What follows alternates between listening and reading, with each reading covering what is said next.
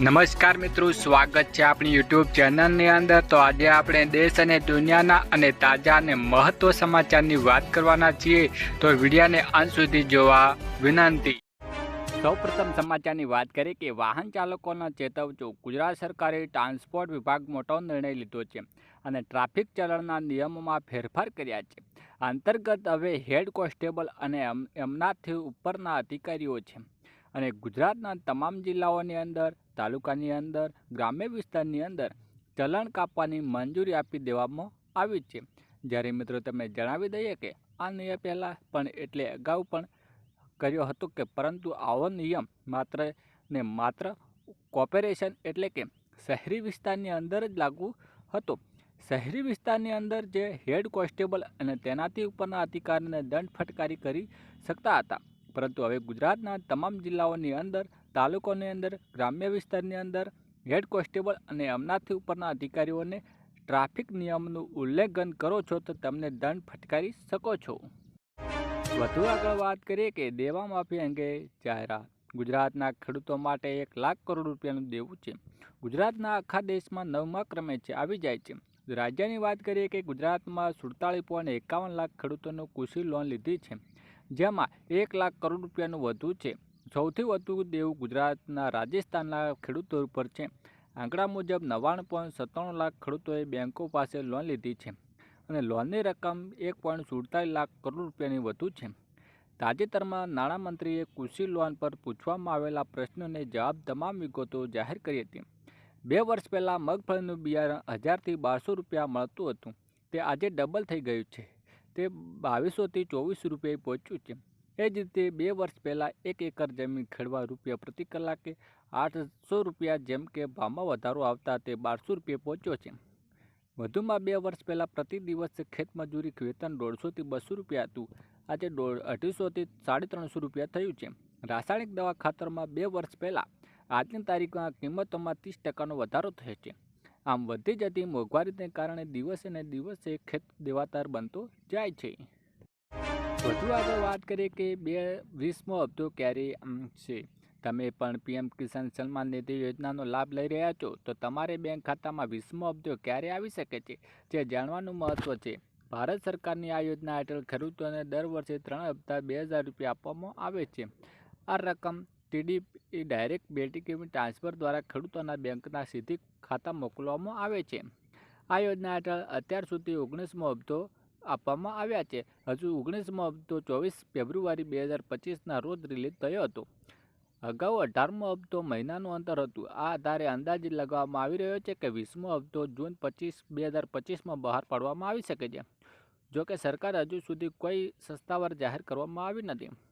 PM કિસાન યોજનાનો 20મો હપ્તો ફક્ત ખેડૂતોને જ આપવામાં આવે છે, જેમને કેવાયસી, જમીન રેકોર્ડ ચકાસણી, આધાર કાર્ડ, બેંક એકાઉન્ટ સાથે લિંક કરેલું હશે, તે સિવાય રજીસ્ટ્રેશન કરાયેલું હશે, તેમને ખેડૂતોના ખાતામાં 20મો હપ્તો જમા નથી થયો તો એક સાથે 2 હપ્તા આપવામાં આવશે। વધુ આગળ વાત કરીએ કે ગુજરાતમાં યુજીસીની તૈયારી। વિધાનસભા ગૃહ વર્ષ 2025-26ની કાયદા વિભાગ માટે અંદાજપત્રની માગણી પર ચર્ચામાં પ્રત્યુત્તર કાયદા મંત્રી ઋષિકેશ પટેલે જણાવ્યું હતું કે સમગ્ર દેશના ઉત્તરાખંડ બાદ સમાન સિવિલ કોડ લાગુ કરવું ગુજરાત રાજ્યના બીજું રાજ્ય બનશે। રાજ્યના તમામ લોકોને સમાન ન્યાય મળશે। એક ભારત શ્રેષ્ઠ ભારતની કલ્પના સાકાર કરવાની આ દિશા કદમ છે। વધુ આગળ વાત કરીએ કે યુજીસી ગુજરાતમાં લાગુ પોલિક અથવા બહુપત્ની પ્રતિબંધ મૂકવામાં આવશે। છોકરીઓને લગ્નની ઉંમર 18 વર્ષ રહેશે, ભલે તેમની જાતિ કે ધર્મ કોઈ પણ હોય। બધા ધર્મોના બાળકોને દત્તક લેવાનો અધિકાર હશે, પરંતુ બીજા ધર્મના બાળકોને દત્તક લઈને શકાશે નહીં। હલાત ઉદ્દેશની પ્રથાને બંધ કરવામાં આવશે। વધુ વાત કરીએ કે લગ્ન ફરજિયાતને રજીસ્ટ્રેશન કરવામાં પડશે। ગ્રામ્ય સભા સ્તરે પણ નોંધણીની સુવિધા હશે। જાતિ, ધર્મ કે સંપ્રદાયને ધ્યાનમાં લીધા વિના છૂટાછેડા માટે એક સમાન કાયદો હશે। હાલમાં દેશના દરેક ધર્મના લોકો તેમના અંતર્ગત કાયદા દ્વારા બાબતોનું સમાધાન કરે છે। વધુ વાત કરી કે એલપીજી ગેસ સિલિન્ડરમાં મોટો ફેરફાર। ગેસ સિલિન્ડર બુકિંગ અને ડિલિવરી પ્રક્રિયાને વધુ સુરક્ષિત અને પારદર્શક બનાવવા માટે નવા નિયમો લાગુ કરવામાં આવી શકે છે। કેવાયસી ફરજિયાત। હવે ગેસ સિલિન્ડર બુકિંગ માટે કેવાયસી કરાવવું જરૂરી છે। આધાર અને મોબાઈલ નંબર લિંક કરવો ફરજિયાત છે। OTP verification. Gas cylinder delivery વખતે ઓટીપી ચકાસણી ફરજિયાત કરવામાં આવે છે। ગેસ સબસિડી ફેરફાર સબસિડીની નિયમોને પણ કેટલાક ફેરફારો કરી શકે છે. Smart chip cylinder. નવા સિલિન્ડરમાં સ્માર્ટ ચિપ લગાવવામાં આવશે, જેનાથી વિતરણની મોનિટરિંગ કરી શકાય છે. વધુ વાત કરીએ કે પાક વીમા યોજના શરૂ કરી. પાક વીમા યોજના ગુજરાતમાં ફરીવાર શરૂ કરવાને લઈને મોટા સમાચાર આવ્યા છે. ગુજરાતમાં ફરીવાર પાક વીમા આગામી ખરીફ સિઝનની શરૂ કરવામાં આવી છે. આ વખતે વીમા યોજનામાં ખેડૂતોને લાભ થાય તે વીમા કંપનીઓ ખેડૂતોને લૂંટી ન જાય તે માટે દરેક નિયમોનું સરળનું લક્ષી કરવામાં આવ્યું છે. ખેડૂતોને પાક વીમા રકમ 48 કલાક મળી જાય તેવી ઝડપી પ્રોસેસ સાથે પાક વીમા યોજના ફરી એન્ટ્રી કરવામાં આવી છે. વધુ વાત કરીએ કે યુપીઆઈ બંધ. સાવધાન. 1 એપ્રિલથી યુપીઆઈ સંબંધિત નિયમોને જરૂરી ફેરફારો કરવામાં આવશે.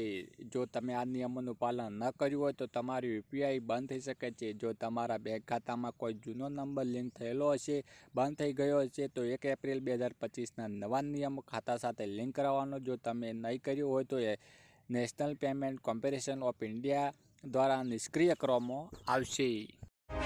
વધુ આગળ વાત કરીએ કે દસ્તાવેજ. હવે નવો ફેરફાર. મિલકતમાં દસ્તાવેજ નોંધણી માટે ગુજરાત સરકારનો મહત્વપૂર્ણ નિર્ણય છે. હવે ખુલ્લા ટોપ દસ્તાવેજમાં રેખાંશ અને અક્ષાંશની શોધ ન હોય તો દસ્તાવેજનું રજીસ્ટ્રેશન નહીં થાય. દસ્તાવેજના મિલકતના ફોટોગ્રાફી મૂકવામાં આવશે. આવા દસ્તાવેજોમાં બાંધકામ ફોટોગ્રાફી નહીં બતાવી ખુલ્લો પ્લોટ ફોટોગ્રાફ મૂકી દેવામાં આવે છે. આવું કરવાથી રાજ્ય સરકારને સ્ટેમ્પ ડ્યુટીના આવકમાં મોટું નુકસાન થાય છે. જો રેખાંશ અને અક્ષાંશ શોધ ન કરવામાં આવે તો દસ્તાવેજની નોંધણી ન કરવો પણ આદેશ કરાયો છે. છેલ્લે મહત્વની વાત કરીએ કે નવી જંત્રીનો મોટો નિર્ણય. ગુજરાત જંત્રી ઘણા વર્ષોથી વધ્યો ન હતો અને સરકારે અચાનક એટલો વધારો કર્યો છે કે સામાન્ય રીતે 200%થી વધીને 2000% કરવામાં આવ્યા છે. અમલ 1 એપ્રિલ કરવામાં. આનાથી નવા પ્રોજેક્ટમાં અસર થઈ છે અને સરકારને કોઈ મધ્યમ માર્ગને શોધશે નહીં અને તે અંગે ઘણા પ્રોજેક્ટ હજુ પેન્ડિંગ છે. બધી વાંધો રજીસ્ટ્રેશનો આવી શકે છે. જંત્રીને લઈને ગૂંચવણ થઈ. સત્તાવાર માહિતી મુજબ વિવિધ શહેરો અને વિસ્તારોમાં સરેરાશ 50%થી 15%થી 30%નો વધારો કરવામાં આવ્યો છે.